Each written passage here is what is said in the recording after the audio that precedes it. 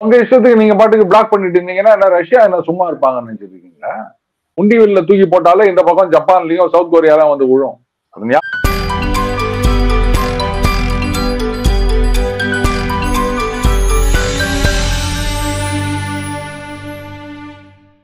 இப்போ பொதுவா இப்ப ட்ரம்ப் டாரிஃப்ஸ் இன்க்ரீஸ் பண்ணிருக்காரு. இப்போ உங்க வீடியோவும் பார்த்தோம். இந்த மாதிரி கோர்ட் டெம்பரரியா வந்து புட்டின் அபைன்ஸ் பட் சுப்ரீம் கோர்ட்ல போய் ஒரு ஸ்டே வழக்கிடுவாருன்னு தான் தோணுது. அது ஒண்ணு இருக்கு.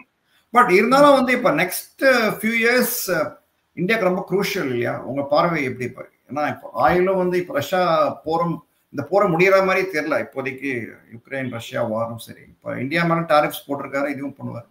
எப்படி மோடி சமாளிக்க போறாரு? இதெல்லாம் உங்க பார்வை எப்படி சார்?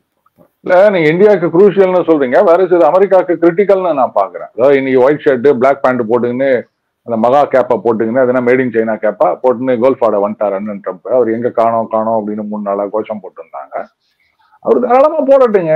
கையில ஒரு பெயிண்ட் டப்பா கச்சுது அப்படின்னு சொன்னா இந்த சின்ன குழந்தைங்களுக்கு எல்லாம் வீட்டுல கிரேயான் வாங்கி கொடுத்தீங்கன்னா அது செவுத்தெல்லாம் கிறுக்கிங் கிடக்கும். அந்த மாதிரி இவர் 4 வருஷமா வீட்டுல இருந்தவர் கையில ஒரு பெயிண்ட் டப்பா கொடுத்த உடனே இவர் எல்லாத்துக்கும் வரி போட்டுக்கிறாரு. இதுல வந்து அந்த மெக்சிகன் பார்டர்ல இருக்க வால்ல வந்து பெயிண்ட் அடிக்க போறாங்களாம். ஏன்னா அது வந்து இதுவாயிடக்கூடாது, யாரும் இது பண்ணக்கூடாது. அட பாவீங்களா, நீ மெக்சிகன் சைட்ல வந்து இதெல்லாம் பண்ணாதானே நம்ம அந்த இதுக்கு மாநாட்டுக்கு கிரீஸ் தடவினாங்க. சோ அந்த மாதிரி அது புடிச்சுன்னு ஏறக்கூடாதுன்னு சொன்னா அமெரிக்கன் சைட் ஆஃப் வால்ல நீங்க தடவி என்ன பிரயோஜனம்? மெக்சிகன் சைட்ல எல்லாம் வந்து தடவணும், அங்கதானங்க அவன் ஏறி வரான். இப்படிப்பட்ட ஒரு பிரசிடென்ட்டை வச்சுக்கின்னு ஒரு நாடு ஓடி நிக்குது. சரி இருக்கட்டும், அது ஒன்றும் பெரிய விஷயம் இல்லை. இது வந்து பாருங்க, சினிமா அப்படின்னா ஒரு ஹீரோனா ஒரு வில்லன் இருக்கணும், அவன் வந்து இல்லாத கொச்சல் கொடுக்கணும், அதையெல்லாம் அடிச்சு உடைச்சு ஹீரோ மேல வரணும். அப்பதானே ஒரு ஹீரோ.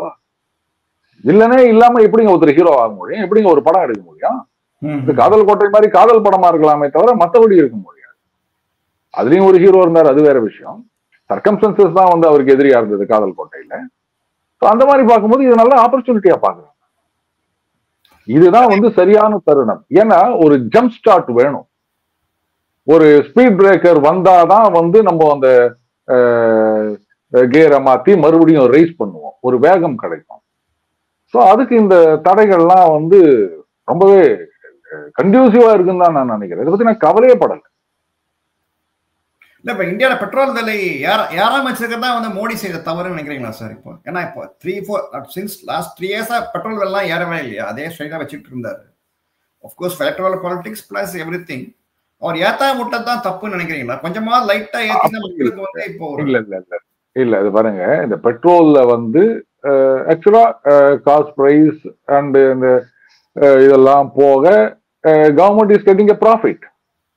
ஆனா இத மற்ற கட்சிகள் சொல்லும் போது இவங்களுக்கு சொல்ல தெரியல. ஏன்பா கொரோனா பீரியட்ல இருந்து இன்னி வரைக்கும் வந்து விலையில்லா உணவுப் பொருட்கள் குத்துனுக்கிற மாதிரி இத்தனை கோடி பேருக்கு இதுக்கெல்லாம் காசு எங்கேருந்து வருது? இந்த இன்ஃப்ராஸ்ட்ரக்சர். இப்போ நீங்க பெட்ரோல் விலையை குறைச்சிங்க அப்படின்னு சொன்னா ஒண்ணு வேணாங்க, நாளைக்கு வந்து பெட்ரோல் விலையை 10 ரூபாய் ஏத்துங்க, உடனே டீல இருந்து எல்லா விலையும் ஏறிடும். ஒத்துக்கிறீங்களா? சரி, நாளைக்கே நீங்க வந்து ஒரு மாசம் கழிச்சு பெட்ரோல் விலை 20 ரூபாய் குறைங்க, எந்த விலையாவது குறைஞ்சதா நீங்க கேள்விப்பட்டிருக்கீங்களா? ஏறினா ஏறும், ஆனா இறங்கினா இறங்காது. அதனால அப்படியே இருந்துட்டு போட்டோம், ஒன்றும் தப்பே கிடையாது. 100 ரூபாய் பெட்ரோல் அப்படின்னு நம்ம ஒரு வருஷத்துக்கு பட்ஜெட் போடலாம்ல, அது ஒரு தப்பே கிடையாது. இதுல என்ன இருக்குது? இல்ல கொஞ்சமாவது மக்களுக்கு கொஞ்சம் ஸ்லைட்டா கொஞ்சம் கஷ்டத்தை கொடுத்தாதானே they will know the real seriousness இல்லையா? இப்ப அப்படியே வச்சுக்கிட்டே இல்ல அதாவது இது வந்து பெட்ரோல் விலை ஏற்றுவதற்கான எந்த விதமான அடிப்படை காரணமும் இல்லை, அவ்வளவுதான் நான் சொல்றேன். ஏன்னா இப்போ திடீர்னு இப்போ ரஷ்யன் ஆயிலும் ப்ராப்ளம் வந்தது, இன்னும் சப்போஸ் வந்தா இன்னும் திடீர்னு ஏறத்துனா இன்னும் கெட்ட பேர் வர சான்சஸ் அதிகம் இருக்கு இல்லையா? ஏன் ப்ராப்ளம் வரப்போகுது ரஷ்யன் ஆயிலுக்கு? See, we don't know, right? திடீர்னு மலாக்கா ஸ்ட்ரைட்ஸ் இப்போ நீங்க பாத்தீங்கன்னா வந்து it may be coming by Malacca straits Russian oil வந்தாகணும். நார்த் சைட்ல இருந்து வந்து பாத்தீங்கன்னா அங்க வந்து திடீர்னு அமெரிக்கா வந்து ஏதாவது சிங்கப்பூர் வேலை தான் வந்தாகணும். சிங்கப்பூர்ல போய் ஏதாவது பிளாக்கேட் வந்து பண்ணாங்க ஃபார் எக்ஸாம்பிள். மலாக்கா ஸ்ட்ரைட் அந்த ஏரியாவை நீங்க பிளாக் பண்ணீங்க அப்படின்னு சொன்னா சீனாவும் அடிவாங்க. சும்மா இருப்பாங்களா சீனா? உங்க இஷ்டத்துக்கு நீங்க பாட்டுக்கு பிளாக் பண்ணிட்டு இருந்தீங்கன்னா என்ன ரஷ்யா என்ன சும்மா இருப்பாங்கன்னு நினைச்சிருக்கீங்களா? நீங்க வந்து உங்களுடைய கைத்தடிகளை வச்சு கலாட்டா பண்றேன் அப்படின்னு சொன்னா அங்க அண்ணன் கிம் ஜோங் அங் இருக்காரு. அங்க மிசைல் எல்லாம் வந்து பெருசா எல்லாம் லான்ச் பண்ண வேணாங்க, நம்ம உண்டிவில்ல தூக்கி போட்டாலே இந்த பக்கம் ஜப்பான்லயும் சவுத் கொரியாலாம் வந்து விழும். அது ஞாபகம் வச்சுக்கோங்க நீங்க. பட் இப்போ அது ஒரு பக்கம் சார். இப்போ மோடி சைனாக்கெல்லாம் போறாரு. இப்போ சைனா நம்பலாமா? இந்தியா இருந்தாலும் நம்பலாம் நெருக்கம் வருமா இல்ல நம்பர் தான் இந்தியா அப்படின்றது கிடையாதுங்க. இப்போ அது என்ன படம் எனக்கு பேர் ஞாபகம் இல்ல. அந்த பேர்ல எனக்கு ஒரு சின்ன பிரச்சனை. அந்த ஒரு சர்க்கஸ் கம்பெனில இருந்து ஒருத்தர் போட்ல அந்த ஒரு சின்ன பையன் போவான். அந்த போட்ல ஒரு புலி இருக்கும், இவன் இருக்கும். அந்த கடல்ல போவாங்க. ஞாபகம் இருக்கா? அந்த புலியும் இவனை சாப்பிடாது, இவனும் அந்த புலியும் ஒன்னும் பண்ண மாட்டான். பட் அவங்க டிராவல் பண்ணுவாங்கன்ற மாதிரி அந்த படம் எடுத்திருப்பாங்க. ரொம்ப நல்லா இருக்கு. இந்த மாதிரி சர்க்கம்ஸ்டன்சஸ் இன்னைக்கு ராஜ்நாத் சிங் சொல்லியிருக்காரு பாருங்க, நிரந்தர எதிரியும் கிடையாது, நிரந்தர நண்பனும் கிடையாது, அரசியல்ல மட்டும் இல்ல. இந்த மாதிரி ஸ்டேட் கிராஃப்ட்லயும் இதுதான். ஜியோபாலிட்டிக்ஸ் நாம என்னைக்குமே வந்து உங்களை எதிரியா நினைச்சது இல்லை. நீங்க தான் வந்து எங்களை தேவையில்லாம எதிரியா நினைச்சிட்டு என்னவோ கொச்சல் கொடுத்துருந்தீங்க. இப்ப அவசியம், வேற வழி கிடையாது. இப்ப அமெரிக்காவும் பாகிஸ்தானும் இவ்வளோ இழை வாங்க. Hi friends, welcome to another video from தமிழக பல்ஸ். இந்த வீடியோ உங்களுக்கு பிடிச்சா லைக் பண்ணுங்க, ஷேர் பண்ணுங்க, சப்ஸ்கிரைப் பண்ணுங்க, ப்ளஸ் கட்டாயமாக பெல் பட்டனை வந்து அமுக்குங்க. பட் நீங்கள் பட்டனை ப்ரெஸ் பண்ணீங்கன்னா உங்களுக்கு டெஃபினட்டாக வந்து இமீடியட்டாக வந்து பப்ளிஷ் பண்ணணும், உங்களுக்கு வந்து வீடியோ லிங்க் வரும் உங்களுக்கு. ஸோ தயவுசெய்து சப்ஸ்கிரைப் பண்ணிவிட்டு பெல் பட்டனையும் அமுக்குங்க. இனிமேல்ட்டு நம்ம வீடியோக்குள்ளே போகலாம். அதுக்கு இன்னொரு கோரிக்கை இருக்குது.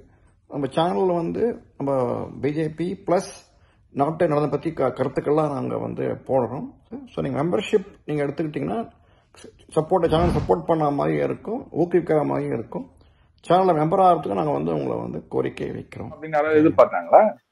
ஏன்னா சீனாவோட அவ்வளோ ஃப்ரெண்ட்லியா இருந்தது பாகிஸ்தான். இன்னைக்கு சீனாவை கைது விட்டுட்டு நாங்க அமெரிக்காவோட போறோம்ன்றாங்க. இது யாராவது எதிர்பார்த்தாங்களா? போதா குறைக்கு அந்த விளக்கம் நீங்க சொல்றானுங்க, இங்க ரேர் மினரல்ஸ் நிறைய இருக்குது, அமெரிக்கா சீனா ரெண்டு பேரும் வந்து எடுத்துக்காங்க அப்படின்றாங்க. சொல்லுவாங்க அந்த கட்டபொம்மனுடைய இதுல வந்து புலியும் மானும் ஒரே துறையில் நீர் அருந்தும். அந்த மாதிரி அமெரிக்கா சைனா ரெண்டு பேர்த்தையும் ஒன்னா வந்து ஆளுக்கு பாதி பாதி எடுத்துக்காங்க அப்படின்றதுக்கு அவங்க இவ்வளோ கோடி செலவு பண்ணி அங்க வந்து சிபிஇசின்னு எல்லாத்தையும் டெவலப் பண்ணி வச்சுக்கிறாங்க, எவ்வளவு கணக்கு போட்டு வச்சுக்கிறாங்க. எதிர்பாட்டுக்கு நேரம் அமெரிக்கா கூப்பிட்டு உட்கார வச்சுன்னு கூத்து வச்சிருந்தாருன்னா அதை பார்த்துட்டு சும்மா இருப்பாங்க சைனா. அது சரி. அது ஆனா ஒரு உள்ளூர ஒரு காரணமும் இருக்கு இல்லையா? இந்த இந்தியா வந்து பாத்தீங்கன்னா 2-3 years பேக் வந்து they were trying to build a corridor Israel, like Europe Israel அதுக்கெல்லாம் அந்த ஹமாஸ் அட்டாக் வந்து எல்லாம் போச்சு இல்லையா? ஸோ அதுலயுமே வந்து ஜியோ பாலிட்டிக்ஸ் அது பரவாயில்லங்க, அது ஒன்றும் பெரிய விஷயம் இல்லை. அதை மறுபடியும் பண்ணலாம். இதுல இன்னும் நிறைய மாற்றங்கள் வரவிருக்கின்றன. ஈவன் மிடில் ஈஸ்ட்லயே நிறைய சேஞ்சஸ் வரப்போகுது. அதனால அந்த ஒன்று வந்து international north south trade corridor அப்படின்றது, அதுக்கப்புறம் வந்து இந்த பக்கம் மிடில் ஈஸ்ட் வழியா போற காரிடார் அப்படின்றது, இதெல்லாம் நிறைய இருக்கு.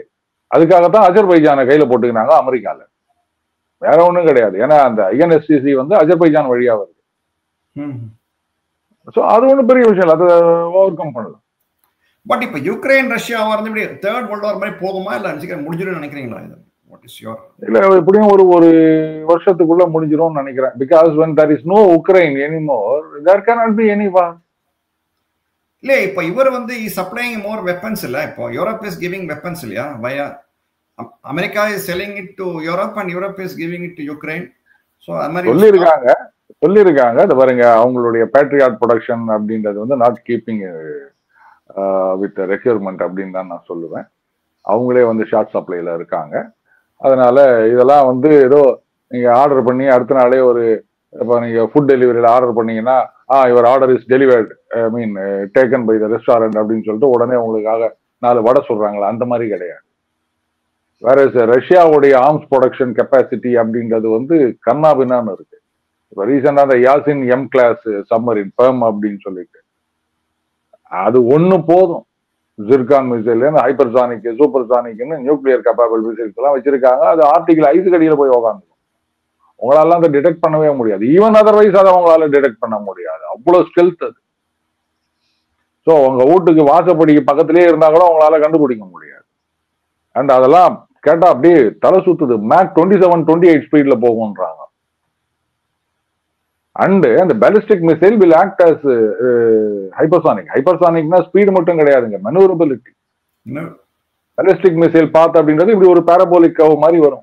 ஸோ அதனால அது ட்ராஜெக்டரி எங்க அப்படின்றத டிடெக்ட் பண்ணி நீங்க இங்க இத்தனை மணிக்கு இங்க வரும் போய் அடிக்க முடியும். ஹைப்பர்சானிக் அப்படின்னா ஸ்பீடு மட்டும் இல்லை, அது மெனூவரபிலிட்டி. அது பாட்டுக்கு சருன்னு ஜிக்ஸாக்கா வளைஞ்சின்னு போயினே இருக்கும். உங்களால அதை இன்டர்செப்ட் பண்ணவே முடியாது, சான்ஸே கிடையாது. ஆனா அடிக்கணும்னு நினைச்சாங்கன்னா நீங்க காலி. But even if Russia is fighting பார்த்த கூட பாத்தீங்கன்னா, பட் வார்ஸ் வீக்கன் நேஷன்ஸ் ஒத்துக்கிறீங்களா சார் நீங்க அத இந்த லாங் டர்ம்?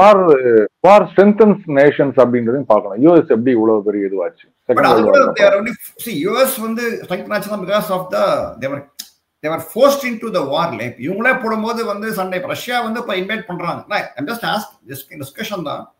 அமெரிக்கா ரஷ்யாவும் forced into the war தான். அதான் சொல்றேன்.